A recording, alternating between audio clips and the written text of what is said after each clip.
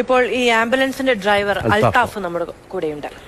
അൽത്താഫ്, ഏത് സാഹചര്യത്തിലായിരുന്നു, ഏത് അവസ്ഥയിലായിരുന്നു ആ രോഗികളുമായിട്ട് അൽത്താഫ് അവിടേക്ക് പോയത്? ആ പോകുന്ന വഴിക്ക് ഏത് തരത്തിലുള്ള ഗതാഗത തടസ്സമാണ് ഉണ്ടായിട്ടുള്ളത്?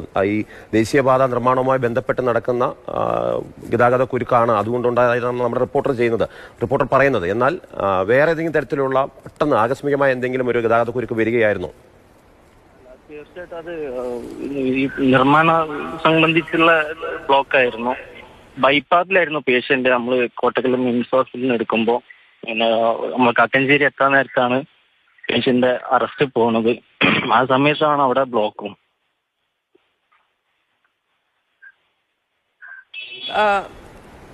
ആംബുലൻസുകൾ കുടുങ്ങിക്കിടക്കുന്നു എന്നൊക്കെ പറയുമ്പോൾ സ്വാഭാവികമായും അവിടെ ഈ ഗതാഗതക്കുരു കഴിക്കാനുള്ള ശ്രമം ഉണ്ടാവുമല്ലോ. എനിക്ക് ദൃശ്യത്തിൽ കാണാം, മുന്നിൽ കുറെ ആളുകൾ ഓടിപ്പോയി പരമാവധി ശ്രമിക്കുന്നുണ്ട്. പക്ഷെ എന്നിട്ടും മുന്നോട്ട് പോകാൻ കഴിയാത്ത സാഹചര്യമായിരുന്നോ?